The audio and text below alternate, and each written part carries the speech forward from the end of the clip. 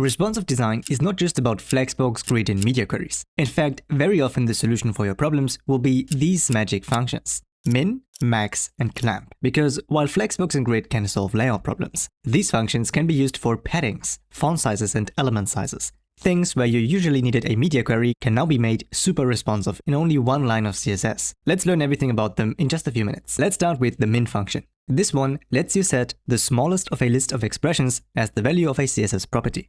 Let's say this was a container that we need to make responsive. Of course, the main problem is it is too wide for mobile screens. Now, how can the min function be of any use here? Well, the power lies in combining different units on the width property. For example, the fixed unit that we already have for the width, but also another unit like percentages. Now we are basically saying, check which of these values is smaller, 50 EM or 95% of the parent, which is the body. On a desktop screen, 50 EM is smaller, so that would be the width. But when the screen is getting smaller and smaller, suddenly 95% of the screen is smaller than 50 EM. So on a mobile screen, it switches and applies that as the element size. That way the container is never bigger than the screen, because it's only 95% wide. Pretty cool, right? The same concept applies to paddings as well. You can have a big padding on a desktop screen that shrinks down on a mobile screen.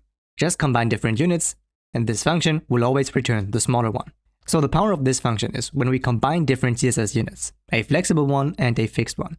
Now, before we get to my favorite function, which is clamp, let's talk about the max function, which does the exact opposite of min.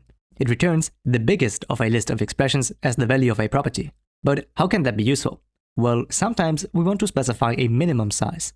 For example, I need my sidebar to be at least 250 pixels wide to display all the child elements properly. But on larger screens, it should be able to grow up to 25% of the screen size. Since max always returns the bigger value, it will be 25% most of the time. But on a mobile screen, 25% is way too small for a proper sidebar. But luckily, in that exact case, 250 pixels is the bigger value, and therefore max will return that value, which fixes the problem.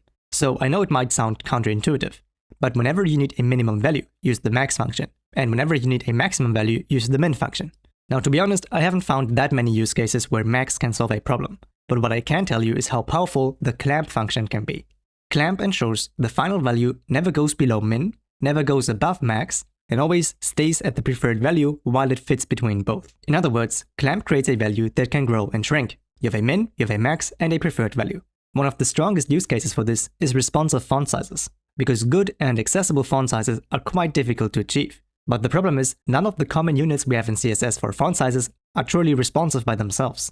My first recommendation would be avoid pixels for font sizes and use rem instead.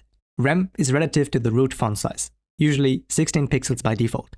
So a font size of 1.5 rem means 16 times 1.5, which is 24. Now the real problem is large headings on small screens. On a big heading, we usually want to avoid text wrapping. So instead of wrapping the text onto another line, we could just change the font size on different devices. And without the clamp function, you would have to use a ton of media queries to get there. But we don't want to use media queries. So one idea to avoid using media queries would be to use viewport-based units, like VW.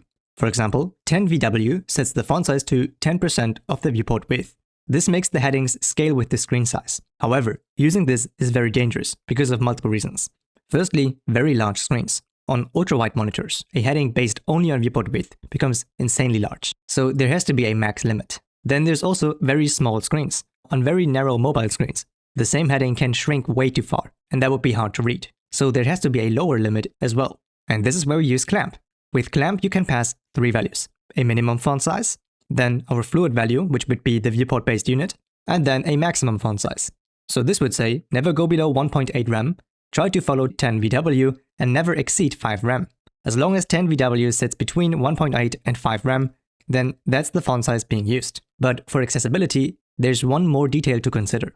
Whenever a clamp uses the viewport unit, like 10 VW, then that value will not respond to user zooming. The heading will not change at all, because 10 VW is tied only to the viewport size. To fix that, we have to combine that viewport width with a zoomable unit, like rem for example. We could just say 7 VW for example, plus 1 rem. So this way it behaves exactly as before, with the heading growing and shrinking depending on the viewport size, but it also respects user zooming, thanks to the rem unit. So that is just something to watch out for. Now that we know how to make an element size, its padding and the font size responsive, you might be wondering what else is important for responsiveness. And I would say the most important aspect here would be layout. If you ever wondered what is better for my layout, Flexbox or Grid, then trust me, the answer really depends on what you want to build. So if you want to find out how to decide, then I recommend to watch this video right here.